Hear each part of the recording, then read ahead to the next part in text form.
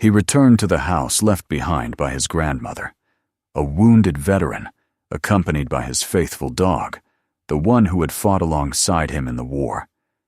But as soon as they climbed into the attic, everything changed. There, covered in dust, they found something that explained his grandfather's silence. Subscribe and write in the comments which city you are from. The old truck groaned as it climbed the final hill, the tires grinding against the gravel road that wound through endless fields of dry grass and rust-colored soil. The wind carried the scent of pine and dust, and somewhere far away, a hawk circled above the valley. Behind the steering wheel sat Jonathan Keller, a man whose face bore the quiet heaviness of years spent under both sun and fire. His left leg, stiff from an old wound, rested awkwardly against the pedal, and beside him, his black German shepherd lay curled up, her yellow eyes fixed on the horizon. Her name was Ray. They had been on the road since dawn, moving westward toward Montana, toward a place that once had meant warmth and safety, before life had burned both out of him. When the letter arrived 2 weeks earlier, Jonathan had almost ignored it. He had no desire to revisit ghosts, but when he unfolded the thin paper and saw the name, his grandmother, May Keller. Something old and fragile stirred inside him.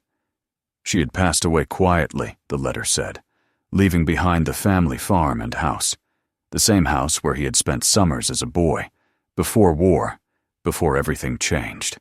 He had no one else, no wife anymore, no real home, just Ray. The highway narrowed into a dirt road, and the first sight of the property came into view, a distant shape standing at the center of overgrown fields. The farmhouse, 3 stories tall, with a gabled roof covered in gray slate, leaned slightly toward the east as though bowing to time. The barn nearby had lost half its roof, and the windmill behind it stood frozen, a skeleton of iron against the pale sky. Jonathan slowed the truck to a crawl.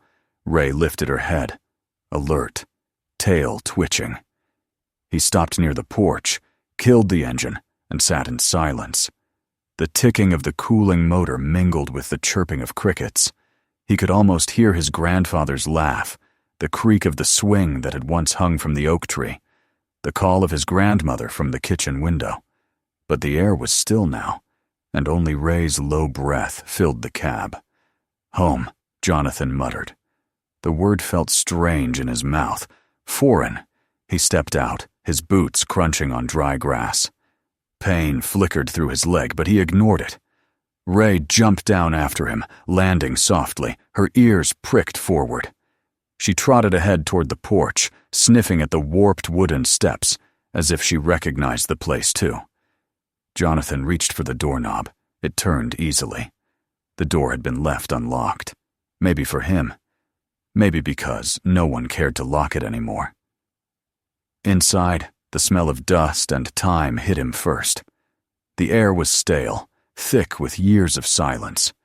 He walked slowly, his hand brushing the wall, leaving trails through the dust. The furniture stood covered with sheets, their white cloths turned yellow with age. In the kitchen, a clock hung frozen at 2:15. On the counter sat a cracked mug with faded blue flowers, his grandmother's favorite. He turned in a slow circle, trying to take it in. The floorboards creaked beneath his boots, the sound echoing like whispers. Ray padded softly behind him, her claws clicking against the wood. When they reached the stairs, she stopped and gave a short, uncertain growl. Jonathan looked up. The 3rd floor loomed above, shrouded in shadow. The stair rail was smooth, worn by years of hands that no longer existed. "Not now," he said quietly. "Later." He spent the next hours cleaning what he could, opening windows, sweeping dust, wiping down tables. The movement steadied him. In the corner of the living room stood a chest of drawers, and when he pulled it open, he found a stack of photographs. His grandfather Henry in uniform, May in her garden, and one of himself as a child holding a wooden horse. He felt a dull ache somewhere deep. Ray nosed one of the pictures, sniffing it carefully before sitting down beside him. That night, he lit a fire in the old stone fireplace. The flames brought the room to life, the flicker of light dancing across walls, catching on framed portraits, turning the stillness into something almost alive. He sat back in the chair, his legs stretched out, Ray's head resting on his knee. Outside, wind brushed against the windows. For the first time in years, he didn't feel restless, just tired. The next morning, he explored the rest of the house. Upstairs, the bedrooms were small and neat, each still carrying traces of the people who had once lived there. A hat on a bedpost, an old Bible on a nightstand, a box of sewing needles. The smell of cedar and dust lingered in the air, but the third floor remained locked. The door to the attic stood at the end of the narrow hallway, its brass handle tarnished, its keyhole filled with rust. Jonathan ran his fingers along the frame. The door felt colder than the rest of the house, as though it hadn't been touched in decades. Ray sniffed at the crack beneath it, then whined softly. "Later," he said again. But curiosity had already planted itself somewhere deep. Downstairs, he began sorting through the drawers of an old desk that had belonged to his grandfather. Among scattered receipts, dried fountain pens, and broken spectacles, he found a leather-bound notebook. The cover was cracked and soft, the pages filled with neat handwriting that tilted slightly to the right. He opened it at random and began to read. The entries began in the 1940s, short notes about weather, crop yields, repairs to the barn. But as the years went on, the words grew heavier. Mentions of illness, shortages, long winters. One passage stopped him cold. When the snow rose above the windows and the road was gone, I did what I had to. The Lord will understand. A home is still part of the earth. Jonathan read it twice. It didn't make sense. The tone was grim, but not confessional, more resigned, like someone justifying a duty. He turned a few pages ahead. Another line. May said the roof would hold through the winter. God help us, it didn't. We couldn't reach the graveyard. I had to keep them here. He closed the journal, his hands trembling slightly. Ray looked up at him, sensing his tension. He didn't want to think about what it might mean. Maybe it was just metaphor. Maybe his grandfather had written about keeping memories alive, not people. But something about the careful wording unsettled him. He placed the journal on the table and stepped outside. The wind had grown stronger, carrying with it the faint scent of rain. The fields around the house swayed in unison, a golden sea under the wide sky. He leaned against the porch railing, watching the horizon. He thought about his grandfather, how stern he'd been, yet patient. A man who built things with his hands and believed in order.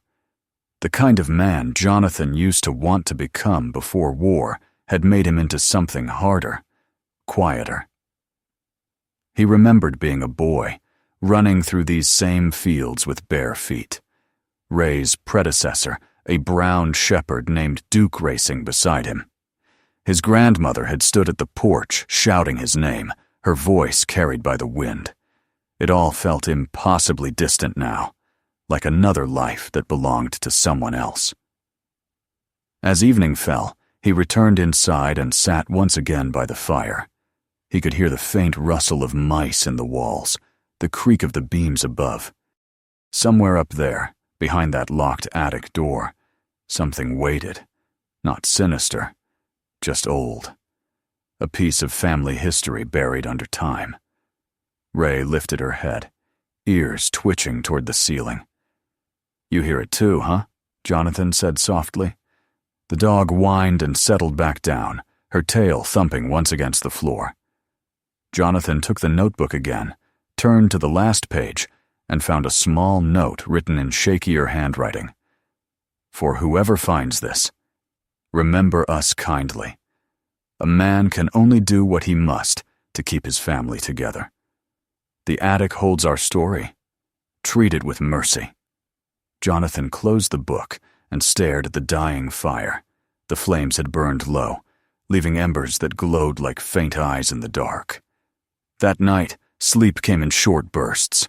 Dreams blurred with memories, the rumble of tanks, the screams of men, then snow, endless white, and the image of his grandfather standing on the porch, calling his name through a storm. When he woke, sweat soaked his shirt, and Ray was already awake, sitting at the foot of the bed, staring toward the door as if listening to something far away. He rose, limping slightly, and looked out the window. The first pale light of dawn spread across the fields, touching the fences, the barn, the roof of the house. It was quiet again, too quiet, the kind of stillness that made his chest ache. He knew he couldn't avoid it any longer. Whatever the attic held, it was part of his family, part of the story that shaped him. He looked down at Ray, who met his eyes and wagged her tail once.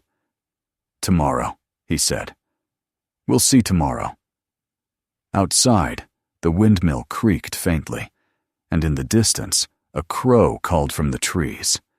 The house stood silent behind him, patient, waiting. The air carried a strange calm, as if the land itself was holding its breath. Jonathan didn't yet understand, but deep down, he felt it. This journey was not about property or inheritance. It was about a promise that had been left unfinished, waiting for someone, perhaps only him, to complete it. As the morning sun rose over the fields, he took a deep breath, stepped onto the porch, and let the door close behind him.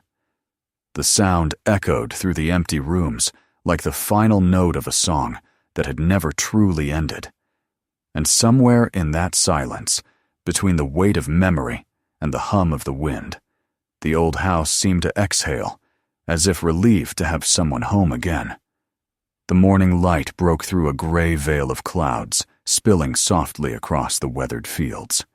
Jonathan awoke before sunrise, the familiar ache in his leg greeting him like an old companion.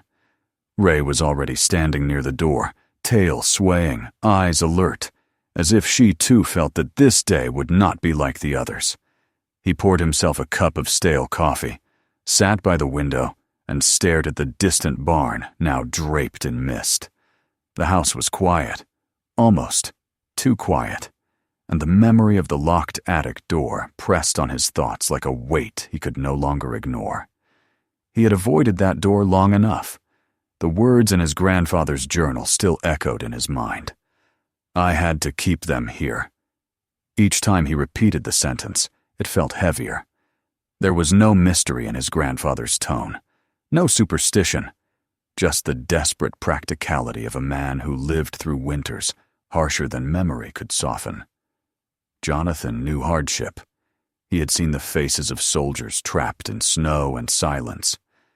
Maybe Henry Keller had seen the same look in the faces of his own family, here in this very house, long before war carried its cruelty across oceans. After breakfast, he found a hammer and a small iron bar in the workshop.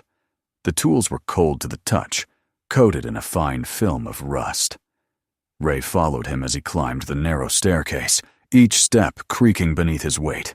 The air grew cooler as they ascended, the smell of dust and wood thickening. At the top, the door stood waiting, its brass handle dull with age. He tried the latch. It resisted at first, then gave way with a metallic snap. The door swung inward slowly, revealing darkness beyond. Dust rose like smoke, swirling in the beam of his flashlight. He stepped inside, the boards groaning beneath his boots, and Ray padded softly at his side, her nose twitching as she sniffed the stale air. The attic stretched wider than he remembered from childhood. Low beams crossed the ceiling, and faded light from a single round window cast faint silver lines across piles of forgotten things. Old trunks, broken furniture, and faded portraits leaned against the walls. And there, at the far end beneath the window, he saw them.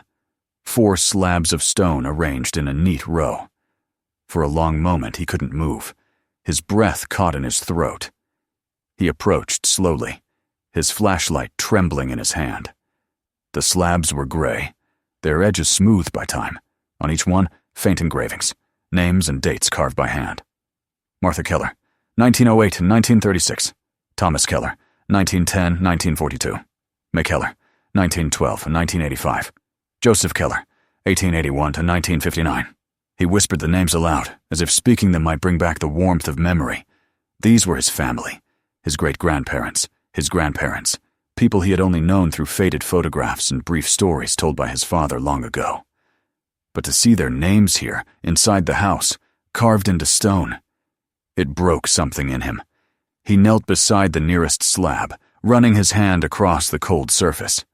It was not horror he felt, but reverence. The realization settled slowly. This was not madness. This was love, preserved in desperation. His grandfather had buried them here when winter and isolation had left no other choice, and somehow, over time, this attic had become both tomb and sanctuary. Ray walked ahead, sniffing the cracks between the boards. She stopped suddenly, pawed at a loose plank, and let out a soft bark. Jonathan crouched beside her. Beneath the plank, something metallic caught the light, the corner of a box. He pried it loose carefully. It was a small tin chest, sealed with wire, the metal flaking under his touch. When he opened it, the smell of old paper and earth escaped. Inside lay letters, photographs, and official-looking documents wrapped in a yellowed cloth. Among them, an envelope with his name written across the front in trembling ink. His hands shook as he unfolded it. The writing was unmistakable. Henry Keller's bold, deliberate hand, though weaker now, softened by age. Jonathan, if you are reading this, it means the house is still standing. I could not bury them where they belonged, so I kept them close. A man should not be judged for what he does to protect the memory of those he loves. When the roads opened again, I meant to move them, but the years passed, and I grew afraid that no one would remember. If you can, finish what I could not. Bring them to the earth they deserve. This home has carried our story long enough. Jonathan lowered the letter, his throat tightening. He had seen death too many times to cry easily, but this was different. This was the kind of grief that spoke quietly, that reached across generations. He sat for a long time beside the stones, the silence broken only by Ray's slow breathing. Through the small window, light filtered in like mercy, falling across the engraved names. He noticed something then, a small carved cross at the end of each name, not in a religious sense, but as a symbol of completion, as if Henry had marked each resting soul with care. He took the rest of the contents from the box, old land deeds, letters, a map of the property. There was a note attached to one of the documents, written decades later, likely by his grandmother. Don't let the name disappear. Jonathan exhaled slowly. I won't, he whispered. Ray looked up at the sound of his voice, her tail sweeping the floor once before she settled back down. He spent the next hours exploring every corner of the attic. There were trunks filled with clothing, children's toys, newspaper clippings about farm auctions, even his father's school books. Each object carried a pulse of memory. But the more he uncovered, the clearer it became. This attic was never just storage. It was a vault of the family's life. The victories and the sorrows, all held together under a roof built by calloused hands. As the sun climbed higher, the air grew warm and thick. Dust motes shimmered like gold. Jonathan took a deep breath, letting the weight of history settle inside him. He knew now what he had to do. The remains beneath those stones, whatever his grandfather had preserved, needed to be laid to rest properly. The attic deserved light again, not silence. He returned downstairs to fetch materials. In the workshop, he found planks, nails, and an old toolbox, still engraved with Henry's initials. Every tool was familiar in its simplicity, the same kind of tools Jonathan had used during his time repairing outposts overseas, though here their purpose felt holier. He would build crates strong enough to carry each set of remains, not coffins, he didn't think of them that way, but vessels of respect. Ray followed his every move, sometimes nudging pieces of wood closer, as if understanding. She had been with him through deserts and gunfire, through nights when the sound of her breathing was the only thing that kept him tethered to life. Now, in this house of the dead, she seemed more alive than ever, watching him with quiet devotion. By the time evening fell, he had completed the first crate. His hands were blistered, his leg ached, but he felt a strange peace. He placed the letter from his grandfather on the workbench and stared at it again. Finish what I could not. Those words had become a commandment. Over the next 2 days, he prepared each box, lined them with cloth from old sheets, and labeled them carefully with names. When he lifted the stones from the attic floor, he found beneath them small bundles wrapped in canvas. Fragile, weightless, yet heavy with meaning. He handled each with the same precision he once reserved for disarming explosives. Ray sat quietly at the top of the stairs, watching, as though guarding the threshold between past and present. When the last bundle was ready, he stood back and looked around the attic. No longer felt oppressive. The air moved freely now through open windows. Where the stones had once lain, sunlight poured in. The space seemed to breathe again. That night, he sat on the porch, the 4 wooden crates resting in the back of his truck. The stars spread wide above the fields, and the windmill creaked faintly in the distance. Ray lay at his feet, eyes half closed, her ears flicking at every sound. Jonathan thought of his grandfather, of the choice the old man had made, not out of fear, but out of love, stubborn and unrelenting. He wondered if Henry had sat like this once, staring into the same horizon, feeling the same pull of guilt and duty. Tomorrow he would drive into town, speak with the cemetery keeper, and arrange for a proper burial. It would not be easy. The town had its share of bureaucracy, and few would understand why he wanted to move remains that had lain undisturbed for decades. But he would find a way. As the fireflies began to drift across the yard, he reached down to scratch behind Ray's ear. She looked up at him with that steady, loyal gaze that had never changed. Not in war, not in peace, not in the face of ghosts. "We'll finish this together," he said softly. The dog's tail thumped against the porch. The night deepened. Inside the house, the attic stood empty for the first time in half a century. The stones gone, but their memory lingering in the wood, in the air, in every creak of the floorboards. The house seemed lighter now, not haunted, but humbled. It had kept its secret long enough. When Jonathan finally went to bed, exhaustion pulled him into a deep, dreamless sleep. The wind outside whispered against the eaves, and somewhere in that quiet murmur, it almost sounded like gratitude. Morning arrived clear and tender, a pale ribbon of light stretching across the empty fields. Jonathan stood on the porch, his hands wrapped around a mug of coffee that had long gone cold. The truck waited near the fence line, its bed carrying 4 wooden crates covered with a clean tarp. Ray sat beside the steps, ears forward, tail resting on the planks, watching him with quiet patience.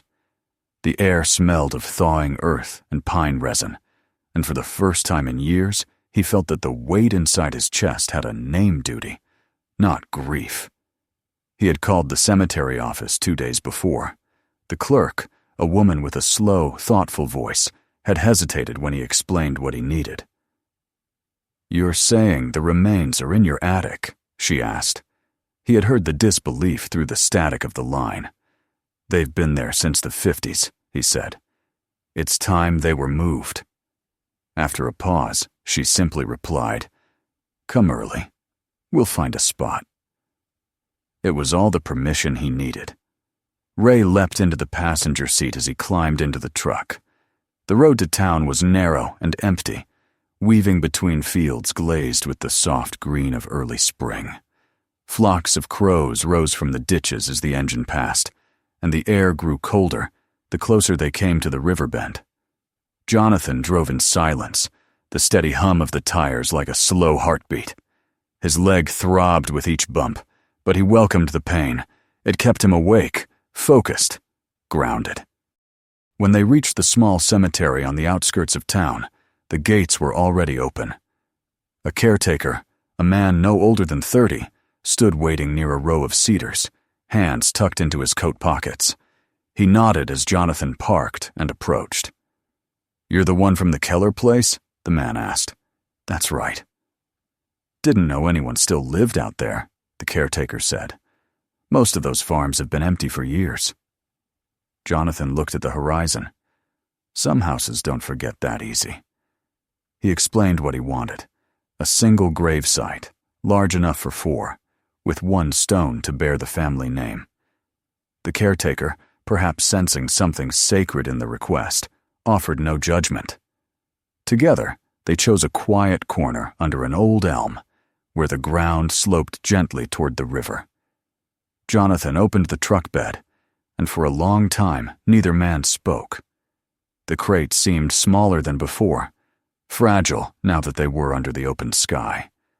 With slow precision, Jonathan lifted each one out, setting them side by side near the open grave the caretaker had prepared.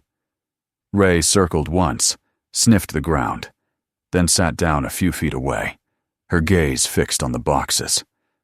The shovel made a dull, rhythmic sound against the soil. Jonathan took the first handful of dirt himself, letting it fall between his fingers, like the last pages of a book. By noon, it was done. The caretaker left him alone to finish. Jonathan knelt beside the fresh mound, his knee sinking into the damp earth. The wind moved gently through the grass, whispering across the rows of stones. He placed his grandfather's letter at the base of the new headstone, securing it beneath a small rock. "It's finished," he murmured. "You can rest now." Ray approached and lay beside him, her muzzle pressed against the ground. For a long time they stayed like that, the man and the dog, listening to the soft murmur of wind and earth. It wasn't sadness that filled him now. It was peace. Fragile but real, like sunlight breaking through heavy clouds. He thought of his grandfather, his grandmother, all of them living through winters that must have seemed endless. Their strength was not in what they endured, but in what they kept alive. The belief that memory, once honored, could outlast even loss. When they returned home, the house no longer felt oppressive. The air inside seemed clearer, lighter. He climbed to the attic again, though it no longer felt like an attic at all. Where the stone slabs had once lain, he had placed shelves and framed photographs, a rocking chair by the small round window, and his grandfather's journal on the table beside it.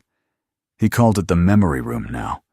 The scent of lemon oil and dust mixed with the faint smell of spring drifting through the open window. Ray followed him up the stairs and circled before lying down near the window. Sunlight touched the fur on her back, revealing streaks of silver. Jonathan sat in the chair and opened the journal once more. The last pages, blank when he found them, no longer felt intimidating. He took a pen from his pocket and began to write. The words came slowly at first, then flowed as though someone else guided his hand. "The house is quiet again. I've done what I came to do. The land remembers, and so do I. This home is not a place of sorrow, but of endurance. We carry our own wars inside us until we find something worth fighting for again." He closed the book and placed it beside the old one. 2 generations of handwriting, side by side. One that built, one that restored. Over the following weeks, he worked tirelessly to bring the farm back to life. He patched the barn roof, cleared the well, planted a small field of barley behind the house. The days were long and simple, filled with the steady rhythm of labor that left no room for ghosts. Ray followed him everywhere, chasing crows from the fields, barking at rabbits that darted through the fence. She seemed younger now, as if the silence no longer burdened her either. Neighbors began to appear, curious at first, then friendly. An old farmer from the next valley stopped by one afternoon with a truckload of hay and a story about Henry Keller.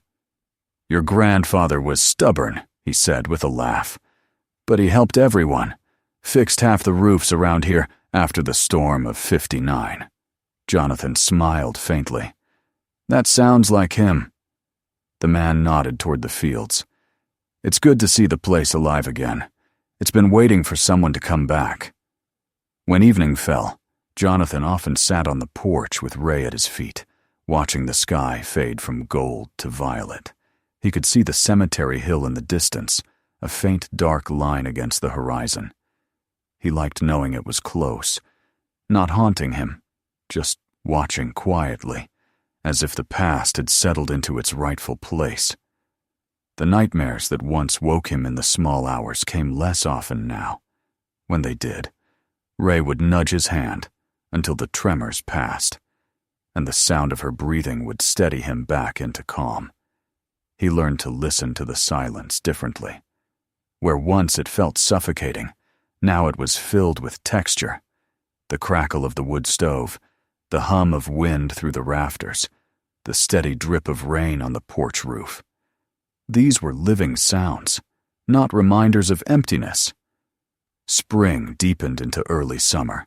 The fields shimmered in green and gold, and the air grew thick with the smell of soil and sun-warmed grass.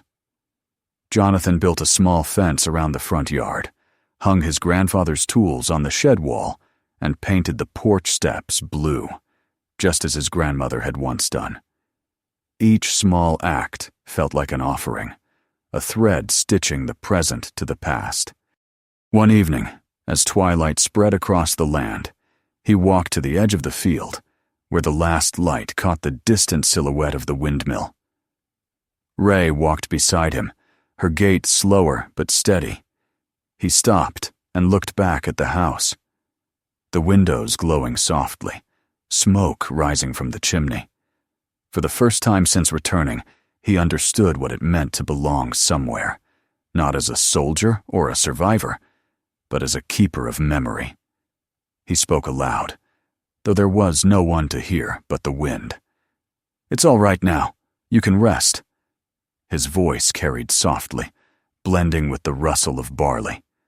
Ray pressed against his leg, and he rested his hand on her head. "We both can." As night descended, he and the dog returned to the porch. Fireflies drifted in slow arcs across the yard, blinking like tiny lanterns.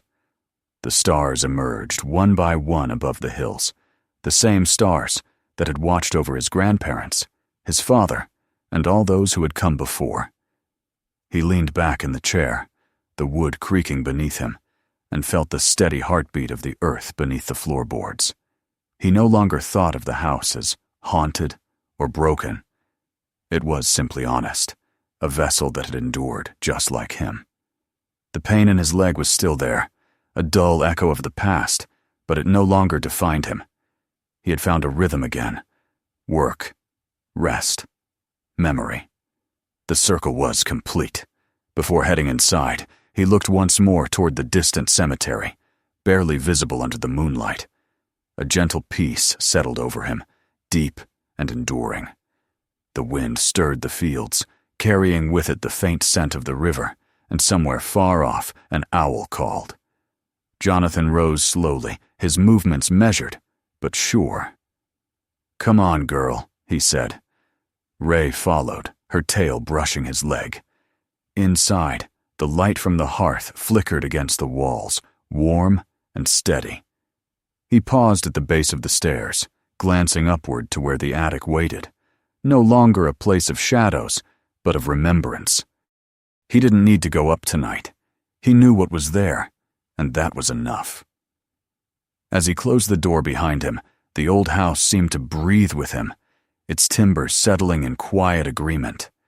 The sound was soft and certain, like the final heartbeat of a story that had finally found its peace. If you liked this story, make sure to subscribe so you don't miss the next one. Watch more stories like this on my channel, and share this video with someone who'd appreciate it.